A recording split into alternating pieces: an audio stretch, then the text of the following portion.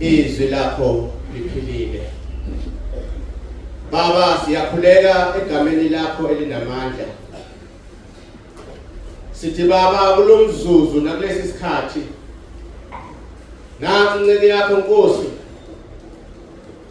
Nkulunkulu, siyakhuleka Baba ukube sizovula izindebe zayo kuthi lokho Baba oyiphathise khona singaboni yona kodwa sibone wena kuyo. Siyakhuleka dwala lensindiso yethu. Sibongile kuze kube manje ngomphako Nkosi osipha wona. Usaqhubeka moya oyingcwele usasipha. Sikhulekela Nkosi ukuba izingqondo zethu, sikhulekela Baba inhliziyo zethu, sikhulekela Baba umuntu wangaphakathi ukuthi uNkulunkulu lokho Baba uNkulunkulu osipha khona kulezi insuku nakulesi sikhathi Baba usipha indawo ukuba uNkulunkulu sihambe ngokungcwele, ukuba uNkulunkulu icebo lakho Nkosi uNkulunkulu lifezeke. Siyabonga ke Baba, thulisa inhliziyo zethu bese siyalalela. Konke ke Baba sicela ngokholwa nangokwethemba ukuthi uzosenzela khona. uJesu Kristu uyinkosi. uJesu Kristu uyinkosi. uJesu Kristu uyinkosi. Amen.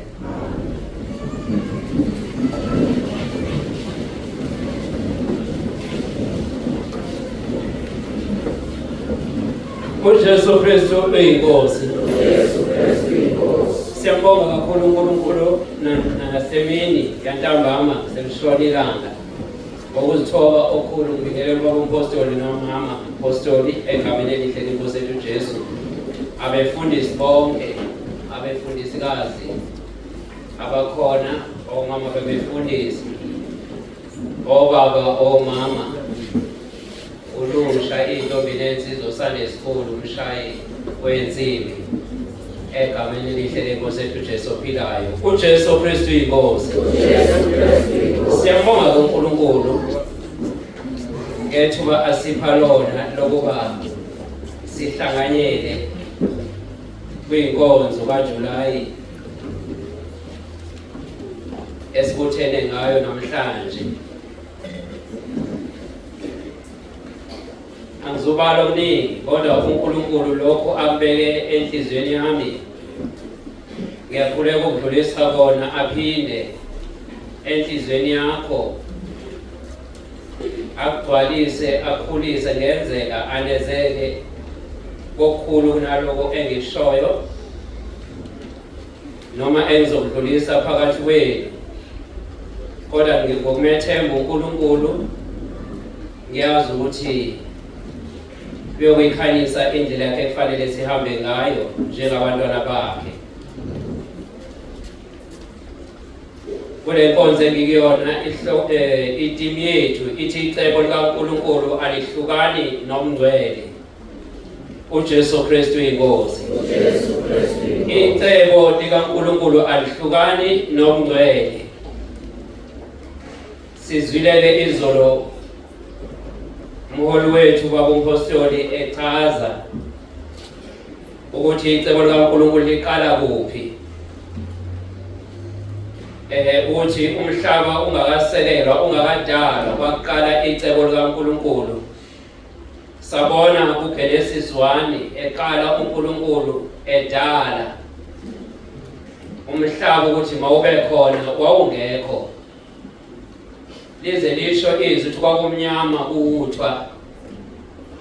uNkulunkulu, moya kaNkulunkulu wehla wenyuka. uNkulunkulu ezodala ukuze kubonakalise icebo lakhe liba khona njengalokho sesazi. Umhlaba lithi izwi kaNkulunkulu umhlaba ungokaJehova nokugcwala kwawo, kanti nabantu abakhe kuwo bangabakaNkulunkulu. SingabakaNkulunkulu ke thina, singabantwana bakhe, usidalile sabakhona, sizwile kakhulu inkonzo zethu ziqala lapho uthi uNkulunkulu wadala izulu nomhlaba. Kuyilapho ke uNkulunkulu eveza khona icebo lakhe. Wayesedala ke konke okhona, wayesedala nomuntu kuba abe khona, base ke abantu banda ngesiyalezo sikaNkulunkulu. Indaba enginayo namhlanje la baqondana necebo likaNkulunkulu ngoba simzwile uJobe la u42 verse 2. Methi ngiyenza konke kodwa ngiyazi ukuthi icebo likaNkulunkulu lingevijwe. Siyabuka ke uma siya kwizenzo 13 ngifisa ukuba ngixile khona uNkulunkulu ngavulele khona maqondana necebo lakhe kwizenzo 13 egameni elihle lenkosi yethu uJesu ophilayo. uJesu Kristu inkosi. uJesu Kristu inkosi. uJesu Kristu uyinkosi. Ilapho ke uNkulunkulu angivulelile ukuthi mangikhulume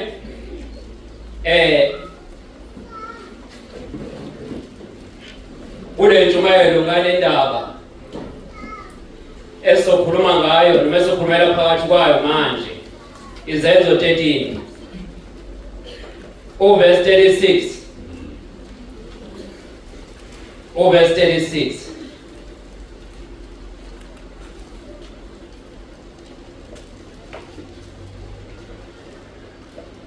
Ufundeka kanje: ngokuba uDavide esekhonzile icebo likaNkulunkulu esizulwaneni sakhe, walala ubuthongo, wabekwa koyise, wabona ukubola.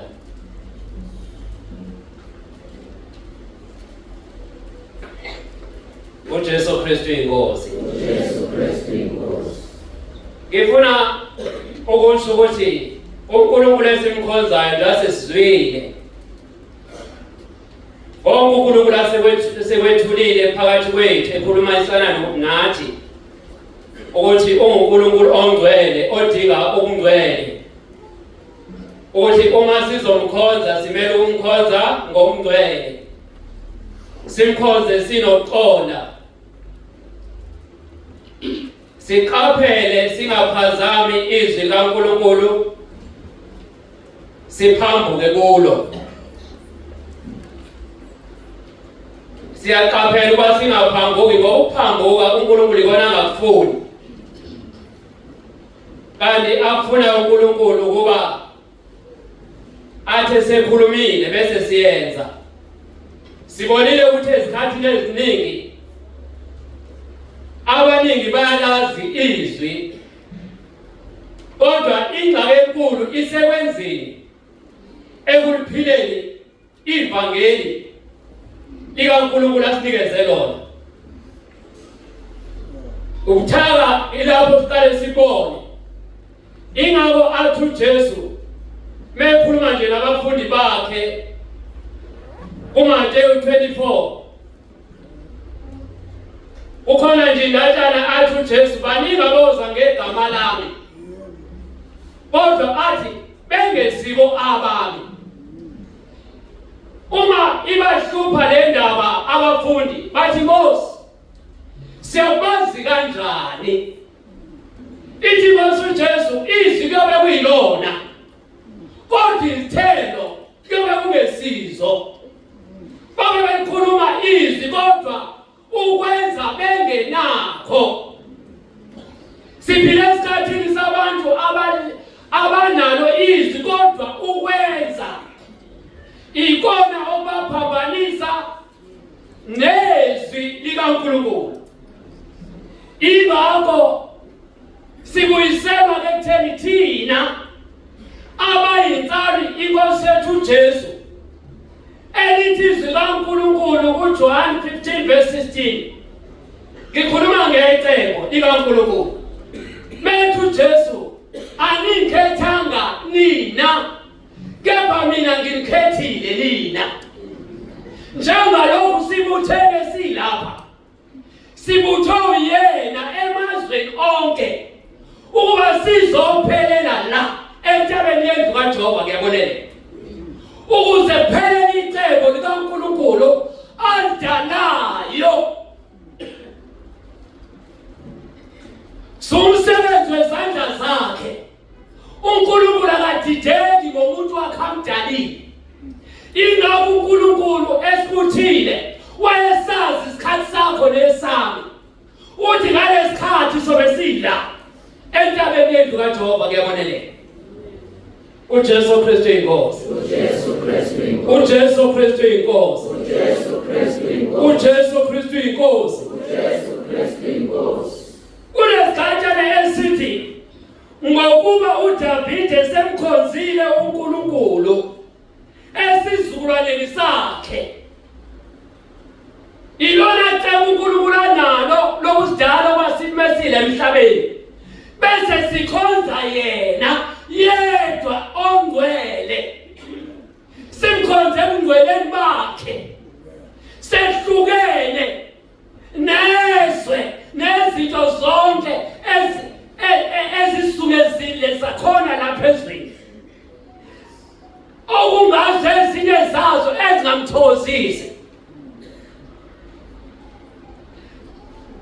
Uthi umbuzo wami injani impilo yakho ekumkhonzeni kwakho uNkulunkulu kulesisizukulwane ophila kuso?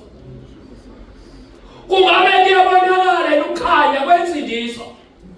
Athi uNkulunkulu wathi uMoya Ingcwele mekhuluma kumpostoli Paul benoBarnaba kwiZenzo 13 ethi ngibekile ngokukhanya kwensindiso emkhawulweni yonke umhlaba. Alibonge igama lenkosi. uJesu Kristu inkosi. uJesu Kristu inkosi. Uma uNkulunkulu ebekile ubekela ukwenze njani umkhonze. Kodwa umkhonza awuhlukene nomngcwele. Umkhonza ungcwele. Kanti nenkosi yethu Jesu yabudinga umngcwele. Nomduduzi Moya Ingcwele uyadinga umngcwele ukuze ahlale ube nokuthula emoyeni wakho. Kwesizathu ubona unganako ukuthula kunoxokozela ngoba impilo empilwe akukho umngcwele. Umuntu ongenako umngcwele uyaxokozela enhlizweni yakhe akanako ukuthula. Ubani othulisayo? Haleluya.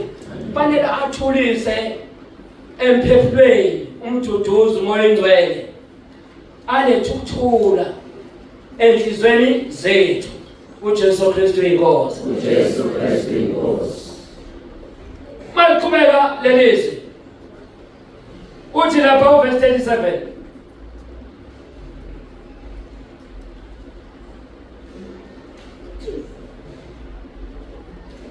uthi verse 37 kepha yena owamvusayo uNkulunkulu akabonanga ukubona. Kepha yena owamvusayo uNkulunkulu akabonanga ukubona. Alihlukani nomngcwele. Uma sihlehlele emuva siya lapha ku26 kubona iZenzo 13. Umpostoli Paul mayilanda le ndaba uthi baJuda uNkulunkulu wasikhetha lesizwe sabaJuda wasibeka enhlizweni yakhe.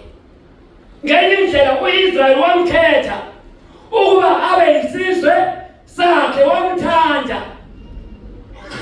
Umemthandile ukuba ahlanganyele abe isizwe sakhe, futhi esemkhethile wasebenzisa abahluleli, wasebenzisa abaprofeti, kwaze wafika lesikhathi uNkulunkulu becela inkosi uba babeke inkosi kuze kubekwe inkosi uSawuli. Kodwa uNkulunkulu esebenzeni kwakhe usebenze yena ngokuthi azikhethele yena isizwe uIsrael abe isizwe azahlukanisele sona sibe ngesakhe. Ngizothi ntambama uNkulunkulu usikhethele thina ukhethiwe nawe, ungowecebo likaNkulunkulu. uNkulunkulu wahlukanisela yena, vuma ukhethwa bese wenza intando yakhe. Vuma ukhethwa wenza intando yakhe, ngoba nakho uNkulunkulu akuthandayo. Uma senhlanganyeleni yethu sonke leJerusalema ukukhonza icebo labani likaNkulunkulu, ukuba le nkonzo esikuyona ayifinyelelanga kimi yekhalezi, angazi uba ngabe kuthiwa ngithunguzaphi ngoba ngangiyisoni, kodwa uNkulunkulu ngomusa wahambela nako kwami ukuphila. Ngomusa wakho wahambela nako kwakho ukuphila. Ingakho kubizwa ukuthi njengalokhu uNkulunkulu esenzela umusa engasilahlanga ngenxa yoba sizoni, kodwa uNkulunkulu ngegazi lakhe esenze njani, wasigeza ngegazi lendodana yakhe. Ingakho uNkulunkulu esikhathini esedlule, eminyakeni eminingi eyadlule, ngesikhathi uDavide ekhonza uNkulunkulu, kwakuyilesikhathi uIsrayeli ewungcwelisa ngomyalo noma ngey'miso zakhe, noma singathi ngomthetho wakhe. Lokho sikuthola lapha kuLeviticus uverse 2. Malithi zikaNkulunkulu zingcweliseni ngoba mina uJehova uNkulunkulu wenu ngingcwele. Abonge igama lenkosi. Jesu Kristu inkosi. uJesu Kristu inkosi. Iyona inhloso kaNkulunkulu yokuba wonke umuntu ozomkhonza amkhonze ngani? Ngokungcwele. Wayesebeka izimiso ukuthi wonke umuntu ozobangcwele, ozogcina izimiso zakhe, kungabi khona nasinye esimahlulayo. Wahamba-ke kwanabahluleli, lithi zikaNkulunkulu kwaphinde kwanabaprofethi uSamuel. Ungagcini uSamuel bese becela ukuthi babisele inkosi uDavide, uSawuli. Uma esebisele uSawuli, abamkhethe bona, bemqoke bona, uNkulunkulu wabavumela. Wahamba uSawuli walahla izwi kaNkulunkulu ngoba akamkhonzanga ngendlela ethandwa ngubani? uNkulunkulu. Uthe semlahlile uSawuli uNkulunkulu wasevusela uDavide kwenhliziyo yakhe. uJesu Kristu inkosi. Ingakho sizwa laphaya esho uNkulunkulu ethi umfumene umuntu wenhliziyo yakhe ozomkhonza ngokuthanda kwakhe uNkulunkulu. Ngoba icebo likaNkulunkulu lifuna sihambise ngendlela efuna uNkulunkulu, ayithina efuna uNkulunkulu. Kuleli verse esithathile kwizenzo ku-36 la uPaul ukuthi ushumayela eAntiokhia, uyaveza elanda nje uthi naye lamzuza kanjani, uthi mebachazela ukuthi naye umuntu oyimelele nevangeli likaNkulunkulu. Uthi ngenkathi eDamaseko esecelile ngisho incwadi zoba abantu abangcwele baphonswe entolongweni, baboshwe, babehlukunyezwa nakuleso sikhathi, inkosi uJesu yabelana naye endleleni, yamshaya ngonyazi. Bonke abantu balibona unyazi, kodwa izwi elakhuluma noSawuli abazwanga. Kanti sekuyisikhathi sokuphenduka kwakhe, uma inkosi uJesu imemeza uSawuli ithi, Sawuli, Sawuli, ungisikelelani na? Uthi uSawuli ngubani?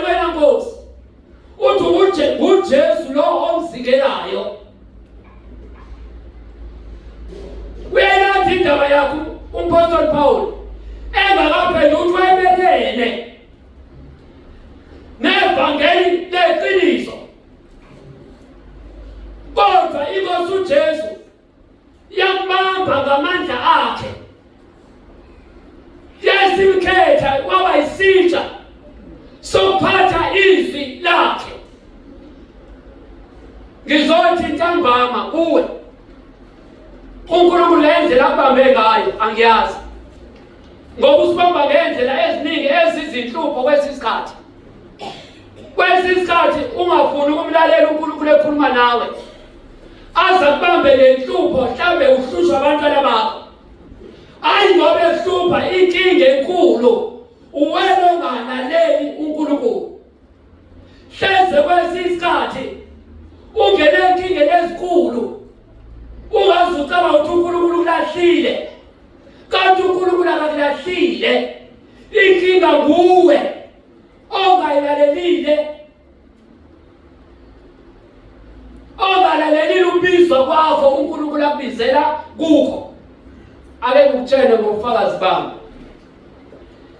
Ngenkathi uNkulunkulu ekhulumisana nokuphila kwami, ngimthembisile uthi Nkosi, uma ungangiphilisa la enyaweni, kanginenkinga enyaweni, ishawe ikhathapila zashona phansi enhlabathini, kwasala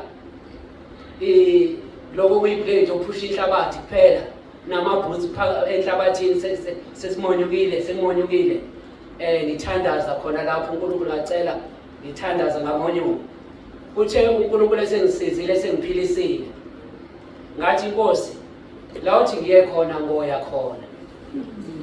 Ngamthembisa. Ngithe ekuhambeni zaqaqamba lenyawo zanenkinga, bese ngaphinda ngamkhumbuza athi Nkosi, ngacela ukuthi uma inyawo zami ziba nokuthula ngizokwazi ukuhamba, ngoba izona inyawo enginazo ngingenayo into yokuhamba. Izona zodwa inyawo enginazo zokuhamba ngifinyelele la ungithuma khona. Nembala inkosi yakwenza ukwethembeka kwayo, zathula inyawo kwangaba khona lutho, ngahamba ngawenza umsebenzi. Ngahamba ngene imizi nemizi ngaleso sikhathi. uNkulunkulu wangisiza, nanamhlanje zisathula inyawo ngenxa yokuba inkosi uJesu ithembakele. Uthi noma thina singavela singathembekile kuye, kodwa yena ugcine njani ethembekile, ngoba uyalimela izwi lakhe. Azange ngishiye, akazange ngilahle, kuze kube namhlanje ngize ngizoba khona phakathi kwenu endabeni yendlu kaJehova. Ngiyaboneleka uNkulunkulu, ngambuka emuhle. Nanamuhla ngisamile esithembisweni sami sokuthi uNkulunkulu izwi lakhe ngiyakuligcina, ngiyakukwenza konke angiyala ngakho, ngoba ikona umqobo uNkulunkulu akufunayo empilweni yomuntu nomuntu ambizile. Ukulalela, bazathi ohlabelelayo ukulalela kubiza ukuphila kwethu. Amen. Ukunake yini ukuthi ukulalela ungasamlaleli uNkulunkulu sesimvukela, wena ongasayenzi intando kaNkulunkulu. Uma sibheka ukuthi uNkulunkulu ngenkathi hlehlela emuva nje, sibheka ekhulula abantwana bakwa-Israyeli. Lithi zikaNkulunkulu wakhuluma noMose, uthi uzwile ukhala kwabantwana bakhe, ubonile ukuhlupheka kwabo. Yazi enhlizweni yami sibanganga nje uNkulunkulu ekhuluma nobaba umpostoli, ngiyaxolisa ukukhuluma ngaye, kodwa kufanele ngikhulume ngaye. uNkulunkulu wakubona ukuhlupheka kwethu labe sikhona. uNkulunkulu uzibonile inyembezi zethu. uNkulunkulu ubonile ukulakazelela nokumfuna simshisekele, ukuthi besimshisekela kangakanani. Babe njalo nabantwana bakwa-Israyeli. Jesu Kristu inkosi. Njengoba uNkulunkulu yama ekutheni ngithume Nkosi, kodwa ngiyofike ngithini bona. Sizwile konke esilandisa ukuthi uNkulunkulu wenza siphi isivumelwano naye. Ingakho ubiza ukuthi thina esesibiziwe size singamshintshi ebizweni lwakhe abizele kulo. Obani abazofunda yithina. Kuvela futhi sifuna ukumfundisa na. uvelaphi? Kuseyicebo likaNkulunkulu na? Noma isithi uSathane uyafoka? Asingamdidisi. Akungabi khona noyedwa phakathi kwethu ozokhuluma izwi elimelene naye. uNkulunkulu akayuthanda lokho. Uma ungcwele ubiza ukuthi uthobe. Uma ungcwele ubiza ukuthi ulalele. Uma umesaba uNkulunkulu wenza konke okuthandwa uNkulunkulu. Babona abantu bebaningi kangaka bephambuka ingoba bengamesaba uNkulunkulu. Ake simesabele uNkulunkulu. Haleluya. Jesu Kristu inkosi. Jesu Kristu inkosi. Siyaxolisa nje. Ukufaka. Amen. Jesu Kristu inkosi. Jesu Kristu inkosi. Lathembu baba inkosi yomxolela. Amen. Inkosi Jesu yomxolela. Jesu Kristu inkosi. Jesu Kristu inkosi. Amen. Jesu Kristu inkosi. Uthi-ke laphana kwizenzo 13 verse 17 uPawulu uyaveza lokuthi-ke uNkulunkulu walesisizwe sakwa-Israyeli wabakhetha obaba,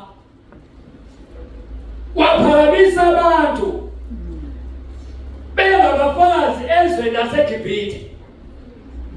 Nawe lapho ongomobele khona umfazi, kodwa ngesigaba uNkulunkulu asekuphakamise ngaso wazobeka endaweni ekunikeza ukuthula, ekunikeza leqiniso. Siyabonga ivangeli esilona namhlanje, esazi ukuthi makukhulekwa kuyathothwa kuyaguqwa. Akhulekwa kufaka izandla emakhukhwini. Uvela ukufaka izandla emakhukhwini bekuthandaza.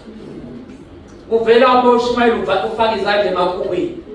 Uphakama lokho. Ngoba uNkulunkulu kusho ungamthobeli.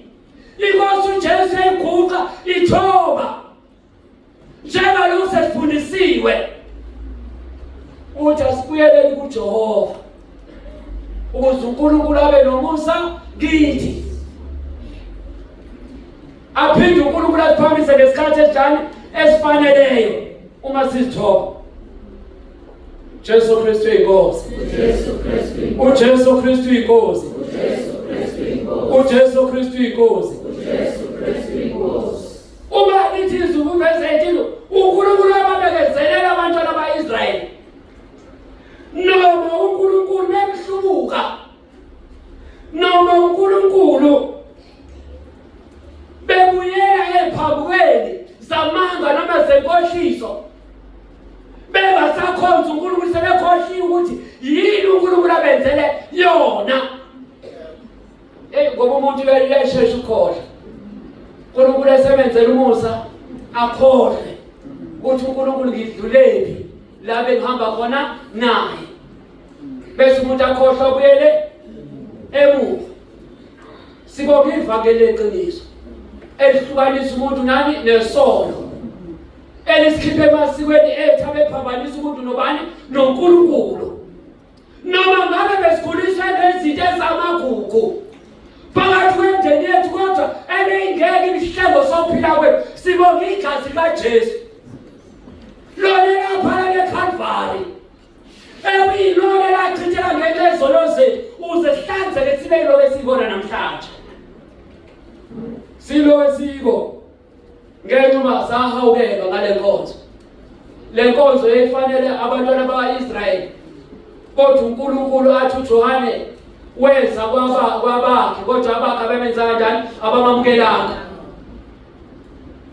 Kunjalo uma ethi umpostoli Paul, uma uNkulunkulu esethi abaphambuke baye kwabezizwe, uma kufunyanwa kwabezizwe bese bagcwala ukuthokoza nokumdumisa uNkulunkulu. Unjani enhlizweni yakho? Unjani enhlizweni yakho? Uyamdumisa yini uNkulunkulu na? Ngoba uma simdumisa uNkulunkulu izinto eziningi ziyenzeka. lithi izwi kaNkulunkulu bamdumisa kuyicebo likaNkulunkulu sebengenile icebo likaNkulunkulu umpostoli Paul noSila sebafaka etilongweni. Uma bafaka etilongweni abazange babalise ngoNkulunkulu ukuthi uNkulunkulu usifakelele etilongweni. Ngabe mhlambe sokushile kodwa nalo benze njani babheka phezulu bamdumisa. Ukumdumisa kwabo lithi izwi kaNkulunkulu kwavuleka iminyango kwagxaphuka ibopho ezandleni nasenyaweni. Ngenxa nabemdumisa ngokungcwele. Inhliziyo yabo ingenawo umsolo uNkulunkulu. Inhliziyo yabo ingenawo umhluka uNkulunkulu wabengena etilongweni. Thina masingena ezimeni sikhala kakhulu. Kwesinye isikhathi umuntu azahluke ekholweni. Kanti usehluke endaweni bengafanele ahluke kuyona. Uyoba necala uma ungahlubuka lapho. Uyoba necala uma ungasuka la ubuyele emuva la uNkulunkulu ekhiphe khona. Yebo uNkulunkulu abantwana bakaIsrayeli wayebakhiphile. Kodwa asibo bonke ababemthozisa uNkulunkulu. Ingakho bengafikanga bonke ezweni laseGibhithe laseKhanani. Kwathi-ke ukuthi abanye baphelela endleleni.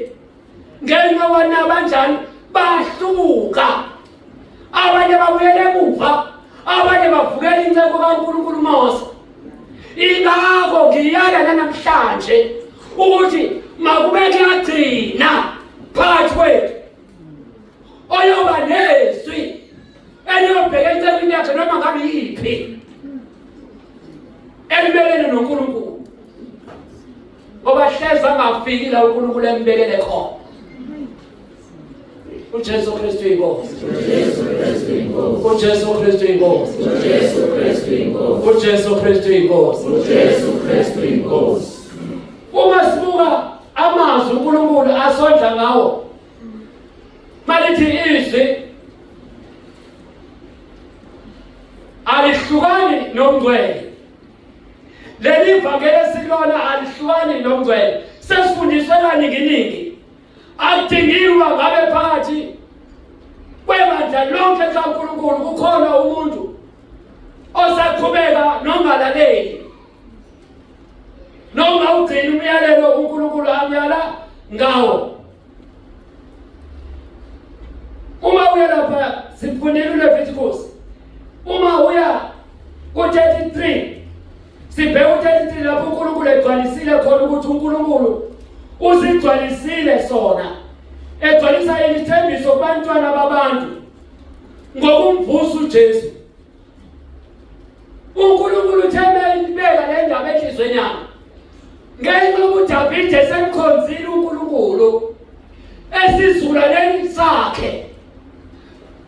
Kwafika isikhathi la eva khona elithi uNkulunkulu namanje ithuna lakhe lisekhona amathambo akhe aselethuleni. uNkulunkulu wayesivusela wayesevusa endlini kaDavide uJesu. AbaJuda nabaphathi besinagoge ababehlala eAntiochia beyicubungula imibhalo bebheke umsindisi ozayo. Abambonanga noma esefikile. Bamelana naye. Kwaze kwaba makheli icebo bona ukuthi kunokuba aphile makafe. Bamkhaphela bona ekufeni.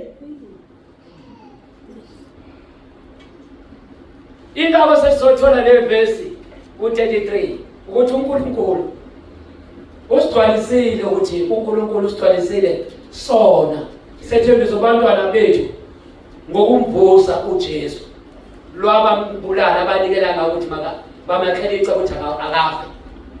uNkulunkulu wengasho lamazwi ewaqondise kuDavid kodwa wewaqondise enkosini uJesu amvusa endlini kaDavid. Asivusela ukuthi abe ngumsindisi wethu. Ingakho ngithi abambonanga abaJuda abaphathi bezinagoge abaningi abamkhaphela ekufeni abambonanga. Kwala ngisho esesonqamlezweni baningi abangambonanga, kodwa wazi wabonwa induna yekhulu yayiphethe umkhonto semgwazi ohlangothini. Kwathi maphuma igazi namanzi ethela esweni lakhe lalivuleka iso, wathi ngempela lo beyindodana kaNkulunkulu.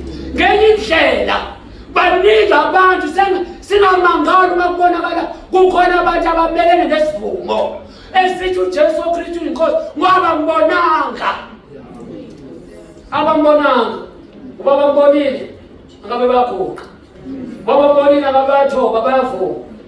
Inkinga yabo abambonanga. Haleluya. Jesu Kristu inkosi. Jesu Kristu inkosi. Uma uNkulunkulu emvusa ngalo verse 33,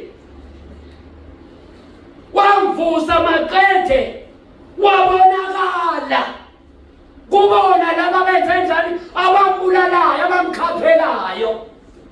Ube sebonakala banikeza i-second chance yokuba bamvume, uba baphenduke basindiswe. Ngamanye amazwi abasindiswanga. Ingakho uNkulunkulu aphendukela kwabezizwe, wafumana wena, wafumana nami, nabanye abasivumayo lesivumo ukuthi uJesu Kristu inkosi.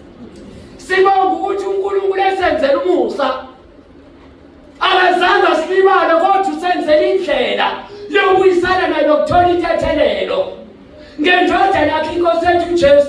Ngoba seRoma 10 verse 9 kuya 10 uthi ngoba uvuma ngomlomo wakho ukuthi uJesu Kristu inkosi uyasindiswa, ukholwe enhlizweni yakho kube kuphenduka. Haleluya. Ubabe ukuthi indlela eyicebo likaNkulunkulu, ukuthi icebo likaNkulunkulu libange elide elingapheli. Uzala umuntu azahambe emhlabeni, icebo likaNkulunkulu lisaqhubeka. Ingakho-ke ngiveza ukuthi nathi siphiliswe ila mazwi kuverse 33. Sikhona ngenxa yokuba ukholwa kwethu kunesiqiniseko esiphelele sokuthi inkosi uJesu yavuka kwabafileyo. Uthi meyilanda umpostoli Paul athi abaningi bambona, waze waba uyena wokugcina owambonayo ngesikhathi-ke esohambeni oneDamaseko ehlangabezana nenkosi uJesu imshaya ngonyasi. Uma uye lapha encwadini yokuqala waseKorinte chapter 15 verse 8, uPaul uyaveza lokuthi umuntu wokugcina uyena owambonayo njengomuntu ozelweyo kungakafiki isikhathi. Unjani umuntu mezele, umntwana mezele isikhathi singakafiki? Akabi nampilo. Ziningi izinto ezidingeka kuye. Apostle Paul ngathi ngowami umuntu wengenampilo engakaphenduki abo uPaul, ngenkathi esazingela impilo yakhe ilengele efeni. Ingakho inkosi uJesu yamshaya ngonyasi, ngoba uma yayithanda inkosi uJesu yayingeke imvuze, kodwa ngenxa yokuba yayidinga ukuthi izomsebenzisa njengalokhu wasebenza sini enencwadi eziningi esizifunda namhlanje. Ingenxa yokuba inkosi uJesu ayinecebo ngayo ukuthi imsebenzise. Uthi uyena umuntu wokugcina ecebeni likaNkulunkulu ukuthi azibonakalise inkosi uJesu, imenze abe umpostoli njengalokhu sifunda ngaye nangencwadi zakhe. Uma uye lapha eGalatia 1 verse 12 uthi umpostoli Paul naye kabukeleswanga muntu, kepha wamukelisa lo musa inkosi uJesu, kufakazelana naye ngabaseKorinte bokuqala isahluko 15 verse 8. Mengabe esezohlangabezana nenkosi uJesu, ilapho-ke yamamukelisa ukukholwa okuyikho lokho esibizelwe kukona njengabantwana bakaNkulunkulu. usungaduki-ke na udukiswe abanye abantu, ngoba le evangeli ilona elogcina inkosi uJesu esibekele lona kulezi zinsuku zokugcina. Ama 2 verse 7 lamazwi achaza ukuthi uJesu uyindodana kaNkulunkulu esho ngokuvuka kwakhe ekufeni. uNkulunkulu ofakaza ngalamazwi. Uma ekhuluma lamazwi uthi wena uyindodana yami namuhla ngizele, esho ekuvukeni kwakhe. Ngoba inkosi uJesu uNkulunkulu esefakazela egcwalisa izwi lokuthi inkosi uJesu ayubona umzimba wakhe ngoba ungongcwele. Ingakho sithi abahlukani nongcwele ukholwa kwethu. Obizwe lesibizele kulo angahlukani nomngcwele ngoba inkosi ethi sikhonzayo ingcwele ayibonanga ukubola nomzimba wakhe awuzawubole. Yonke imizimba eminye nanamuhla iseke emathuneni ayikavuki, seyibolile amathambo amhlophe, kodwa wenkosi uJesu uvukile. Yiloko uzwa ingelosi bengabo oMaria noMartha bethuneni begijima beya kobheka ethuneni befica ingelosi zithi nimfunelani ophilayo kwabafileyo ngoba uvukile. Kuveza ubufakazi bokuthi inkosi uJesu ayizange ibone ukubola. Ubufakazi bokuthi umbizo lwethu esibizele kulona kulokukholwa uyaphila. Noma ngabe imizimba yethu singasatshiswa ukufa, noma imizimba yethu ingalala silale, kodwa siyazi ukuthi sizovukela phi? Ekuphileni njengenkosi yethu uJesu oyilibo labafileyo. KwabaseRoma 1 verse 4 eyabonakaliswa ngamandla ukuthi uyindodana kaNkulunkulu ngokomoya wobungcwele ngokuvuka kwabafileyo uJesu Kristu uyinkosi. Amazwi enza isiqiniseko sokuthi ukhonzo kuyiko yilokhu osendodaneni kaNkulunkulu oyinkosi yethu. uNkulunkulu angivusayo kwabafileyo, okukhonza kwethu sibizelwe kuye, hayi kwamanye amagama, hayi amanye amagama, kodwa leli esinikwe lona uNkulunkulu aliphakamisa ngaphezu kwamagama onke, ukuze kuthi ngegama likaJesu amadolo onke aguqe. Icebo njalo kaNkulunkulu. Amen. Jesu Kristu inkosi. Amadolo ethu aguqe, izilimi zonke zivuma ukuthi uJesu Kristu inkosi. Icebo likaNkulunkulu asinikeza lona leli lokuthi sizophila ngalo nendeni yethu nesizukulwane sethu lesizukulwane esiphila kuso. Uzophila ungaphileki, uzumangala ukuthi abantu bababazani ngaphandle, kodwa wena ubona nje uhamba ukhululekile. Uyakhumbula ukukhululeka owabona oShadrach noMeshach behamba esithandweni somlilo elangabini lomlilo, babekhululekile, kodwa bangaphandle babe bajabukela. Abanye bethi sifuna ukubona ukuthi lo nkulunkulu abuzobakhulula yena, kodwa uNkulunkulu abamkhonzayo weqiniso nalesi samkhonza nathi kusenguye wabakhulula. Ziningi izinto esidlule kuzo uNkulunkulu uyisibonakaliso sokuthi icebo lakhe lingevinjwe muntu. Okwethu asambe silishumayele izwi likaNkulunkulu ezizweni zonke, abantu baphenduke bafumane lo musa esiwufumanile egameni lenkosi yethu uJesu. Uthi verse 5 khona lapha kwabaseRoma 1 verse 4 esamukela ngaye umusa nobupostoli kube ngukulalela kokukholwa ezizweni zonke ngenxa yegama lakhe. Samukela umusa bazalwane, ubongasifanele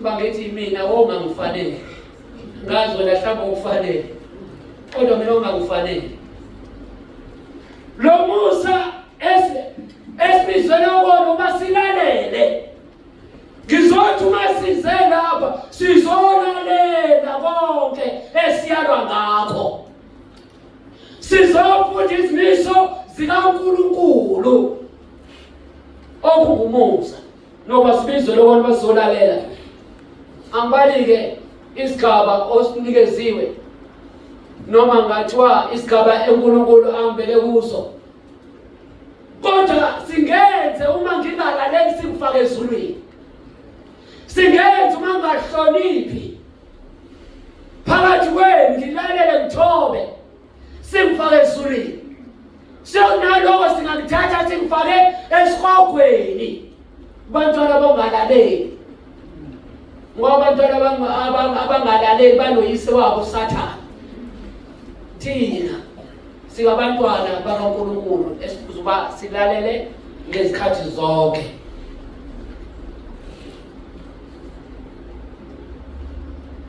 Matthew 35 Izenzo 13 ngakho nanga Matthew 35 ngakho nakwenye indawo uthi awunika ongwele wakho abone ubola okufakazela ukuthi inkosi uJesu kade ize emhlabeni ikhona ngokwemzimba wenyama ngokuba yena ungongcwele ingawe lithi sikaNkulunkulu enguNkulunkulu esho njalo uJohane uNkulunkulu akafi uNkulunkulu akaboni ingawe izwi lizogcwalisa akayubona ubola nomzimba wakhe bawungeke ubone ini ubola ngoba yena ungongcwele kufakaza amazwi akhe lalela mdida lelizwi umubheka ingelosi uGabriel ikhuluma noMaria engakazali uJesu nje iyafika leyo ndaba enhlizweni yami uthi wadide kuMaria athi kodwa lokhu kuzokwenza kanjani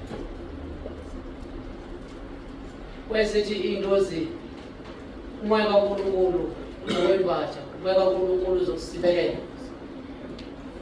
ngoba kuveza kona ukuthi lo omkhulelwe ungumoya ongcwele ngakho-ke bonke abakhuleka kuNkulunkulu bamele ukuthi bakhuleke ngomoya bazalwane nangani nangeqiniso asingalahleli iqiniso bazalwane sifundiswe lona asibambeleleni lona uNkulunkulu uyalithanda ngoba uliqiniso ufuna sihambe kulona siyozizwa sinokukhuleka phakathi kwethu uyozwa uhamba unesibindi unesaba yazi ngiyacabanga ngize la ngokukholwa sahamba endlini sangashiya kubo ozogada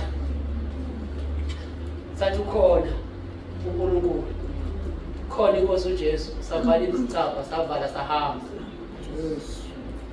ngoba ngiyakhumbula ngelinye ilanga ngihambile ngothandaza ngilaleleni uNkulunkulu uma ngibuya seqelezwe sekuthathwe zonke impahla ezazikhona uma zithathwe zonke impahla ezazikhona ngangibheka mangibuya bese khuluma uNkulunkulu enhlizweni kimi ukuthi singakhaleli lokho sekuhambile ngoba yena uphelele kuthina singakhaleli yokubuyisela uNkulunkulu wabuyisela samangala ngoba uNkulunkulu uyamangaza ngazo zonke izikhathi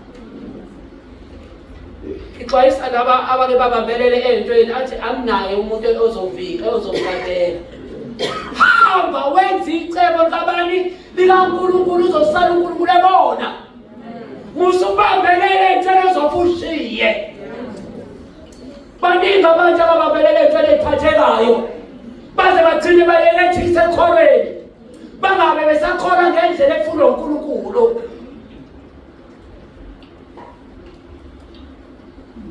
ini icebo lakho uNkulunkulu sokhohliwe yini ukuthi akunayo umuntu yazi kwesinye isikhathi lekuvele kuvuka ukugula ngenkathi fanele uhambe wenze umsebenzi kaNkulunkulu enkonzweni vele ugule uma uke wahamba waphuma lishiya ikhaya kuphela kuphela endleleni ugula ngoba uyisitho lesimelene nawe hamba wenze icebo likabani likaNkulunkulu uNkulunkulu uzobusisa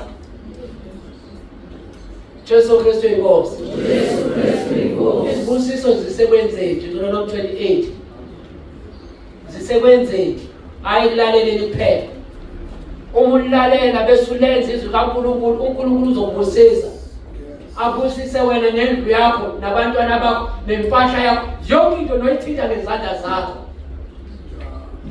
uma ngabe uyasebenza la usebenza khona baze bathi sifuna umuntu uma kwenze ukuthi uyahamba bathi sifuna umuntu ofana nawe engeke azatholakale ngoba wena lesibusiso usithole uNkulunkulu esakho nabantwana bakho lesibusiso uma wenze njani ulalela icebo likaNkulunkulu alihlukani nomngcwele asihambeni sizingcwelise uvume izono zakho uNkulunkulu uzokwenzela umusa uyongena ezulwini uma uvuma izono uhlanza uhlambuluka uzigcwelisa ngesikhathi zonke ilamazwi uNkulunkulu awabeke nje enhlizweni ukuthi wakhulume phakathi kwethu nanamuhla egameni elihle lenkosi yethu uJesu ophilayo amen uJesu Kristu inkosi uJesu Kristu inkosi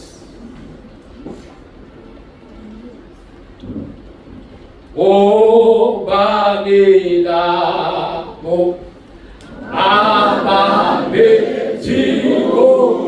ivumo sinzope kwa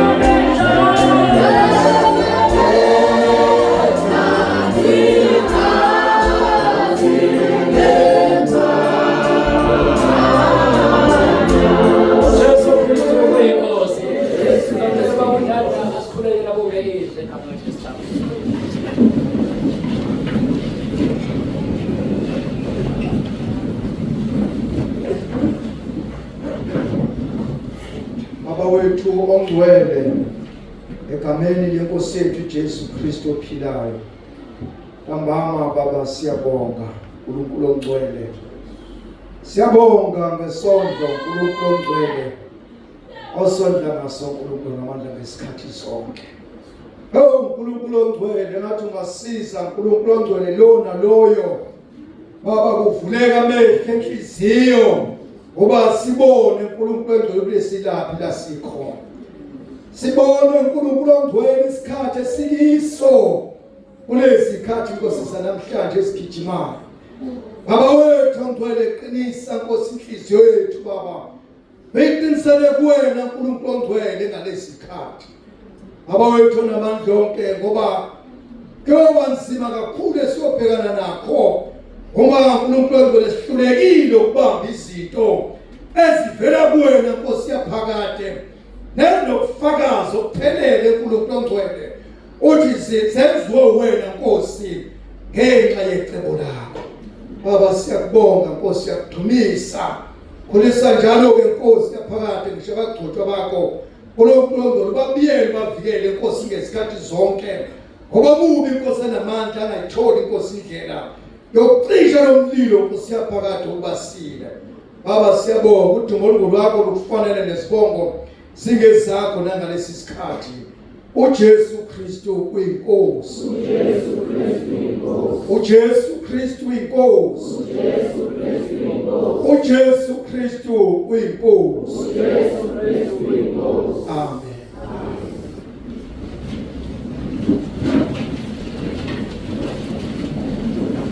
Mathematika,